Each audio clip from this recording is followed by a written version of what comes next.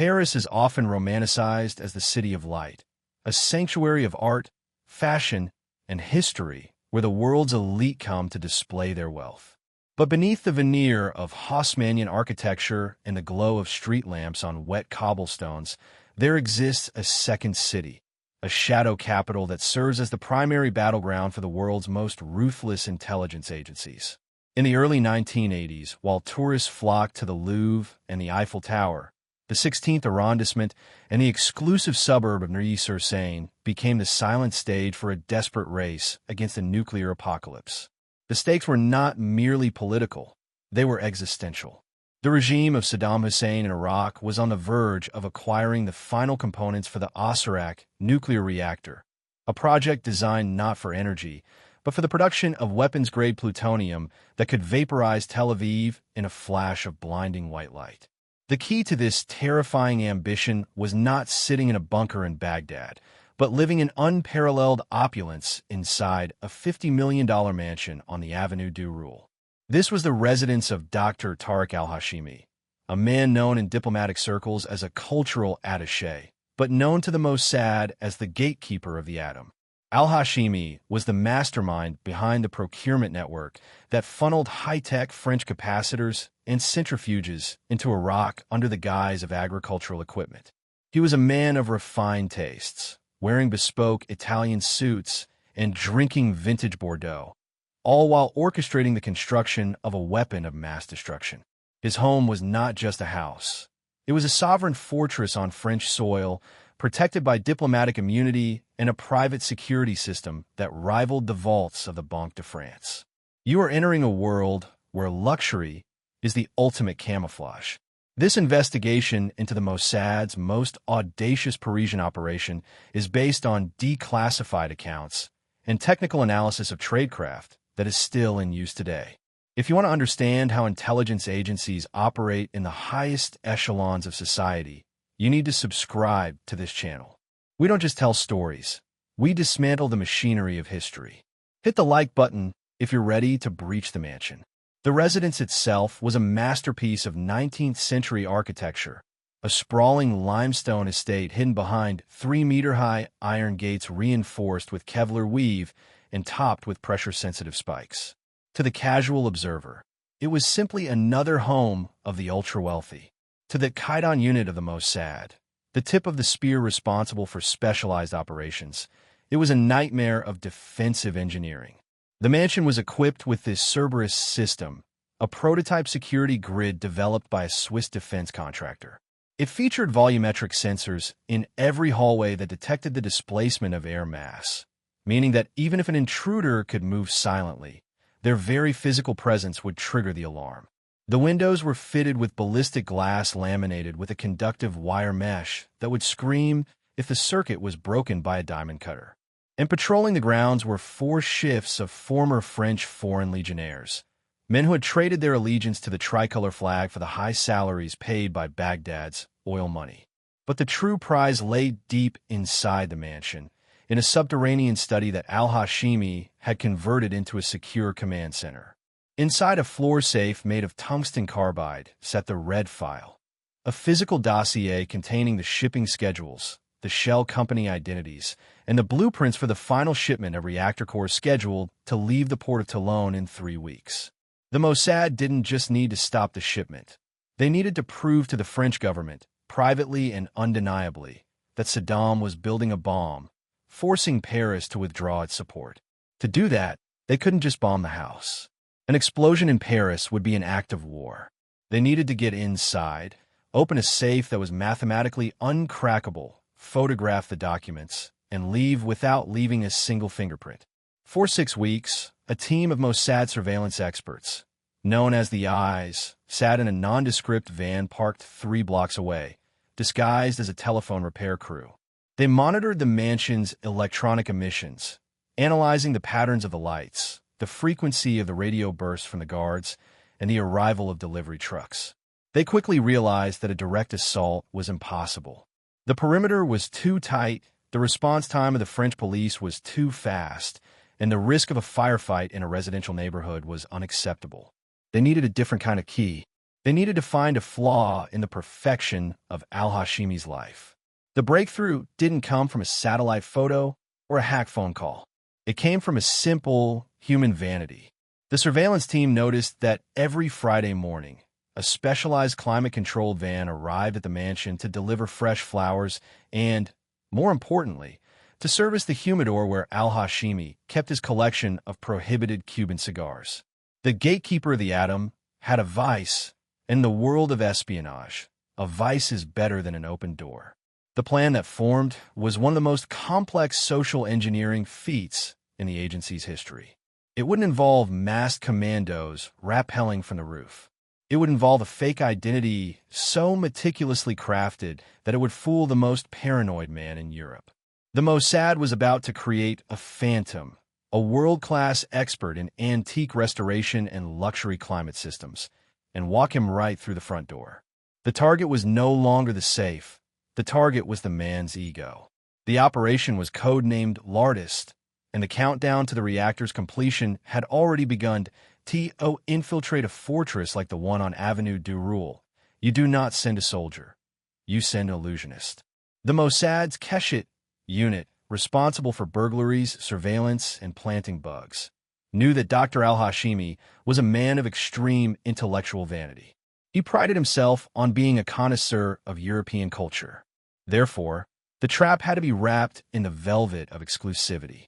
The Mossad decided to fabricate a high-end architectural preservation firm from thin air. They named it Atelier Saint-Germain, ostensibly a boutique consultancy specializing in the preservation of organic materials, specifically rare tobaccos and vintage wines, within historic residences. This was not a matter of simply printing a few business cards. In the pre-digital era of the 1980s, establishing a solid legend required physical infrastructure.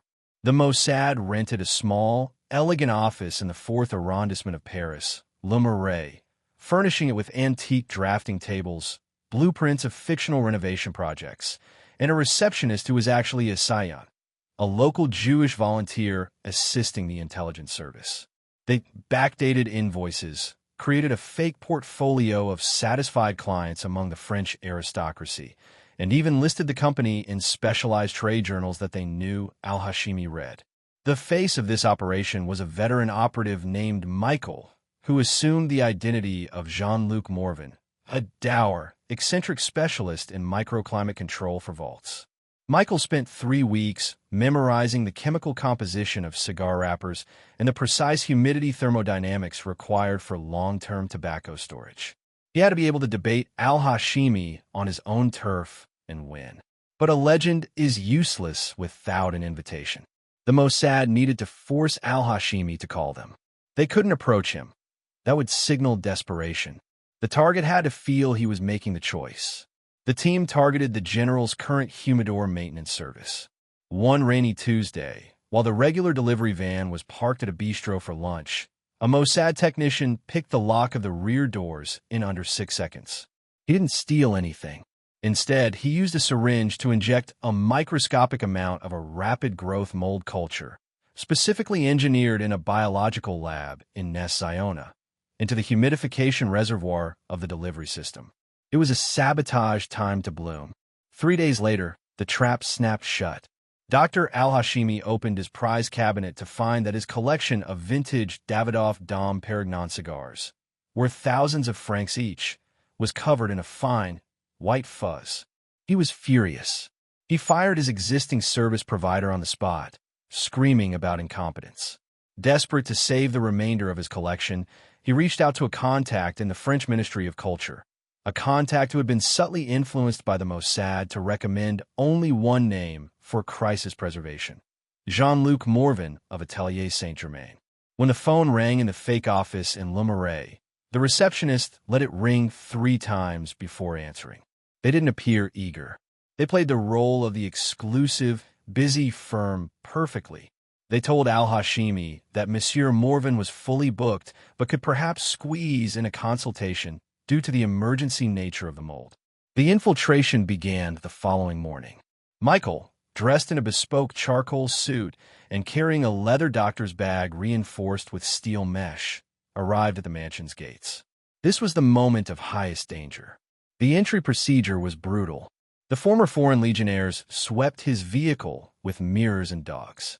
Then, they turned their attention to his bag. Inside were his tools, hygrometers, calibration screwdrivers, and a thermal scanner. But hidden within the false bottom of a heavy brass pressure gauge was the payload, a high-fidelity, passive resonance listening device and a miniaturized camera lens smaller than a pinhead, designed to be embedded into the wood of the humidor itself. If the guards had dismantled the gauge, the operation would have ended in a diplomatic catastrophe and a prison cell. Michael stood perfectly still, displaying the arrogance of a French specialist annoyed by the delay. "Be careful with that," he snapped at a guard handling the gauge. "That calibration tool costs more than your yearly salary." The guard, intimidated by the visitor's confidence and his terrifyingly expensive suit, placed the tool back in the bag. "Alice," the guard grunted. The heavy iron gates swung open. The Trojan horse was inside. As Michael was escorted through the marble foyer, his eyes were doing the work of a camera. He noted the position of the volumetric sensors. They were indeed Swiss Cerberus models, positioned at knee height and head height to prevent crawling or walking. He noted the thickness of the doors and the type of locks, Medico high-security cylinders, unpickable by standard means. But as he was led into the library where the humidor stood, he saw something even more important. At the far end of the hallway, a heavy oak door stood slightly ajar, revealing a staircase leading down. 2 guards stood permanently stationed there. That was the path to the basement. That was where the red file lived. Dr. Al-Hashimi was waiting in the library, holding a ruined cigar like a tragic prop. "Fix this," he commanded, "and name your price." Michael put on his white cotton gloves and began his performance. He dismantled the humidor's internal system, tut-tooting about the amateurish airflow of the previous installation. While Al-Hashimi watched, fascinated by the technical jargon Michael was spewing, the agent's hands were moving with the speed of a magician. In a single, fluid motion, while reaching for a screwdriver, he swapped the humidor's analog hygrometer for the Mossad's duplicate. The new device looked identical, down to the scratch on the brass bezel, but inside, it housed a microphone powerful enough to pick up a whisper from across the room. "The airflow is corrected, Doctor," Michael said, closing his bag. "But to ensure the mold does not return, the internal would needs to be treated. I will need to return in 2 days with a specific chemical compound. And I will need to inspect the ventilation ducts that feed this room to ensure the spores have not spread." It was a bold lie. He was asking for access to the infrastructure of the house. Al-Hashimi, desperate to protect his luxury lifestyle, nodded. "Whatever is required," he said. The first bug was planted. The audio feed was live. But audio was not enough. They needed the documents in the safe downstairs. And for that, they needed to bring in the ghost. 2 days later, the black Citroën van of Atelier Saint-Germain returned to the Avenue du Roule. This time, Michael was not alone. In the passenger seat sat Claude, a silent, burly technician who was actually a structural engineer from the Mossad's Special Operations Division. They carried with them canisters marked fungicidal treatment, toxic, which gave them a plausible excuse to wear full-face respirators and bulky protective suits. These suits were not just for theater. They were designed to conceal the heat signature of their bodies from any thermal sensors that might be active in the deeper recesses of the house, and to hide the tools strapped to their torsos. Al-Hashimi was not present. He was at a diplomatic reception at the Iraqi embassy, leaving the house under the command of his head of security, a paranoid ex-legionnaire named Bastien.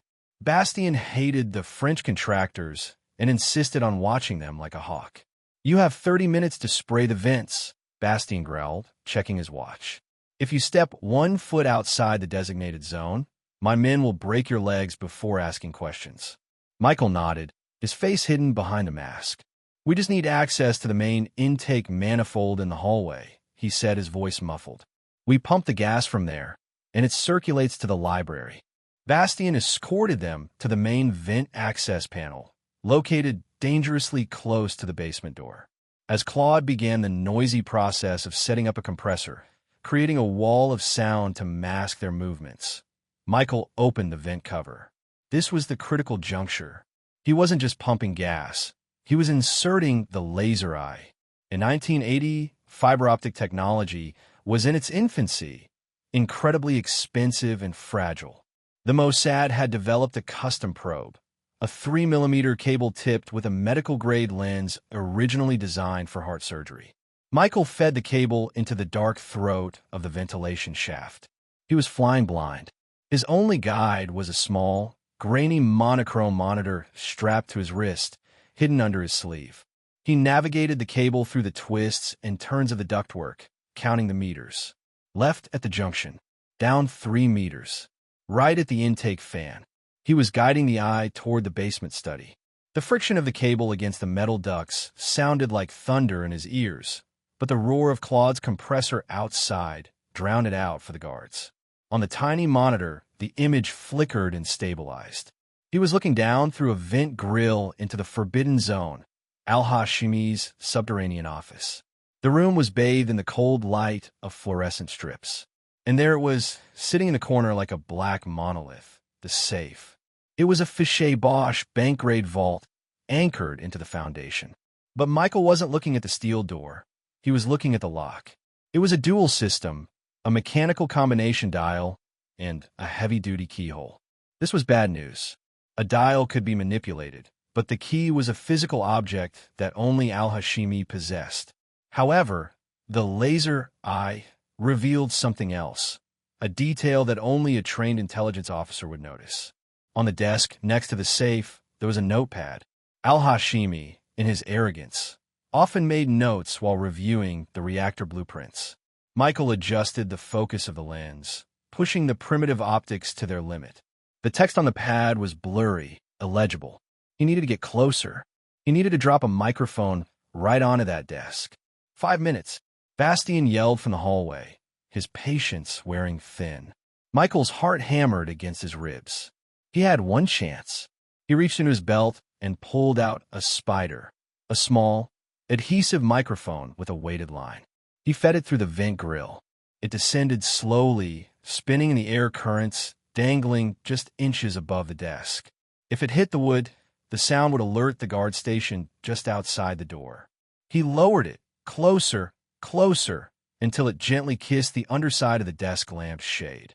It stuck. "We are done," Michael shouted back to Bastien, retracting the fiber-optic cable with frantic speed. He closed the vent cover and locked it just as the security chief rounded the corner. "The system is treated," Michael said, wiping fake sweat from his forehead. "The mold will die within 24 hours. Bastien looked at him with cold suspicion, sniffing the air. The chemical smell of the fungicide was strong, masking the metallic scent of fear. "Get out," Bastien said.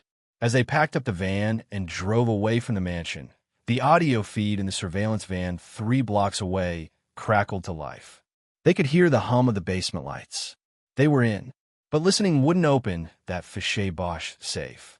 For that, they needed to pull off a black bag job, a physical break-in while the target was sleeping upstairs. And the key to that lay in the hands of the most dangerous man in the house, Bastien himself. The Mossad analysts realized that Bastien was the weak link, not because he was incompetent, but because he was corrupt.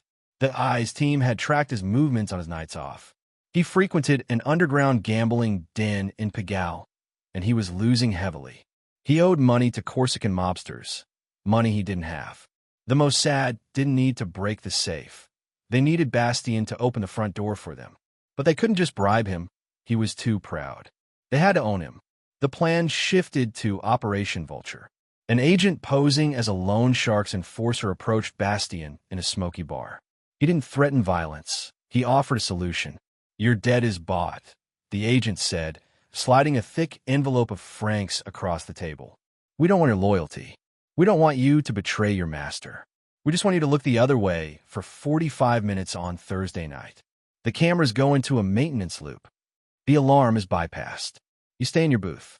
If you do this, the debt is gone. If you don't, the Corsicans come back." Bastien looked at the money, then at the agent. He knew who they were. You don't get that kind of offer from a bank. He nodded once, drank his cognac, and took the envelope. The fortress of Neuilly had just been sold for the price of a gambling debt. Thursday night arrived with a blessing from the skies. A violent thunderstorm battered Paris, turning the Avenue du Roule into a river of dark, slick asphalt. The thunder was the perfect cover, a natural acoustic shield for what was about to happen. At 2 a.m., the lights in the security booth at the mansion's gate flickered once, a signal from Bastien. Inside the booth, the corrupt ex-legionnaire had just engaged the maintenance loop on the CCTV system. For the next 45 minutes, the screens would show an empty, peaceful hallway, regardless of who was walking through it. But Bastien's betrayal had limits. He would not open the basement door himself. That was too risky. The Mossad team had to breach the inner sanctum alone. 3 shadows detached themselves from the darkness of a neighboring alley. This was the elite Cuban strike team. Eitan, a master safecracker with hands steady enough to perform my surgery. Noah, a field intelligence officer tasked with documenting the target. And Ari, the team leader and combat specialist. They wore matte black tactical suits designed to absorb light, and their boots were wrapped in soft felt to dampen the sound of their footsteps on the marble floors. They moved like smoke, slipping through a side service entrance that Bastien had left unlatched. The silence inside the mansion was heavy, oppressive. It felt different from the outside world. It was the silence of a mausoleum. They moved past the sleeping quarters of the loyal guards, knowing that a single cough, a single squeak of floorboard, would turn this stealth mission into a bloodbath. They reached the library, the smell of old paper and the faint, chemical scent of the fungicide still lingering in the air. The door to the basement was locked, but Eitan bypassed the tumblers in 30 seconds using a tension wrench and a diamond pick. They descended into the earth, into the forbidden zone. There it stood, the Fichet Bosch safe. Under the harsh beam of Ari's tactical flashlight, the steel monolith looked impenetrable. The safe was a beast of French engineering, protected by a tungsten carbide plate designed to shatter drill bits and a relocker mechanism that would permanently seal the bolts if it sensed brute force. Eitan didn't waste a second. He knew he couldn't drill the plate. That would take hours and make too much noise. Instead, he unpacked a device that looked like a medical instrument, a high-torque, low-RPM endoscopic drill. His target was not the lock itself, but a microscopic flaw in the safe's casing, a soft spot near the hinge that Unit 81 engineers had identified on blueprints stolen from the manufacturer years prior. 20 minutes, Ari whispered, checking his chronograph. Eitan began to drill. The sound was a low, insect-like whine, barely audible over the thunder rolling outside. He needed to make a hole less than 4 millimeters wide, just enough to insert a fiber-optic scope to see the wheel pack of the combination lock from inside. Sweat beaded on Eitan's forehead. If his hand slipped, the bit would snap, jamming the hole and ending the mission. 10 minutes passed. The drill punched through.